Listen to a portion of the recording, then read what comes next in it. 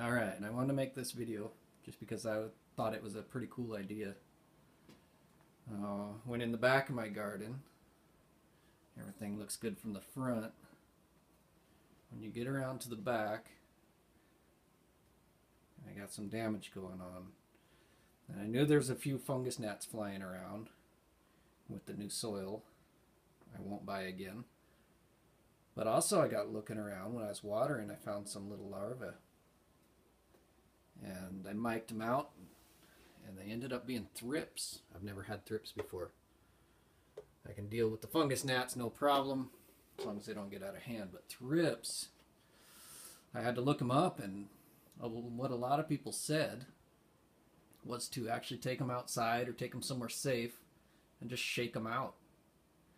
You know, if you don't want to use pesticides and stuff, I really try and avoid it. Just shake them out, and you know, there's cinnamon oils and stuff like that you can use. So I got to thinking I didn't really want to take them outside. It's pretty crappy weather here then. And so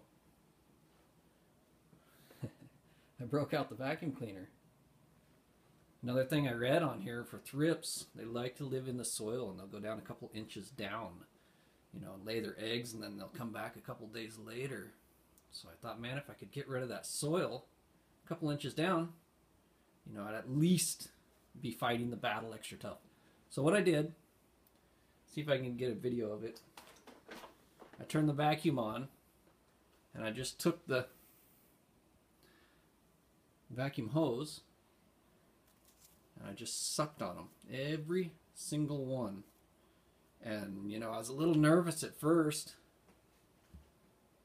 I thought it was just going to rip the plants apart. But it really didn't. If you left it on there for a long time, it would start to chew up the tips of the leaves. And if you got single leaves in there, it wanted to chew them up as well. But if you got the whole entire top in there, if you let that thing suck all the way in there, and I'll do a video of it real quick here, and then just pull them out, it didn't do any damage. And it's been, I don't know, about 4 days or so since I vacuumed everything out, and I haven't clipped off the old damage. I will, but I don't see it spreading, and everything looks pretty kosher. You can see some on the bottom, some of the leaves that the vacuum cleaner, the single leaves, the vacuum cleaner kind of chews up.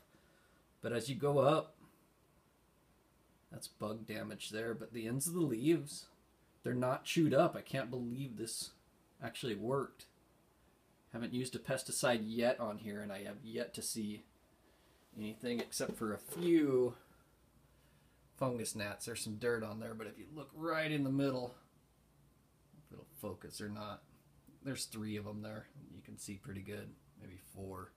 So they still are flying around, but the thrips seem to be at least really quiet. So let me do a video of the vacuum cleaner nonsense, and then we'll get out of here.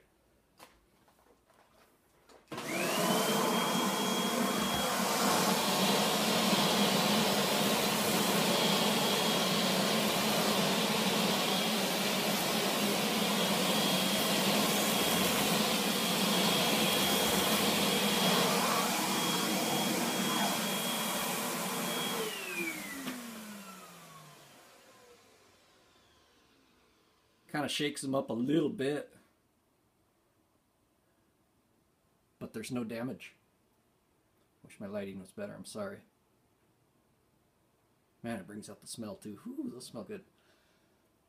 Another thing I thought of, it's been a couple days, it's been, like I said, 4 days since I've done this. I've noticed a ton of top growth since there. It's almost like a, I want to say it's not all that tough of a training technique. Instead of breaking the branches and getting the knuckle, get that sucker with a vacuum cleaner. Be careful, but it kind of stresses them just a little, but they recovered super fast and strong and healthy, and like, I mean, that's all new growth on top. It's beautiful. So there's a trick, tip, hint, whatever you want to call it. Use it or laugh at it, I don't care. It worked for me. Later.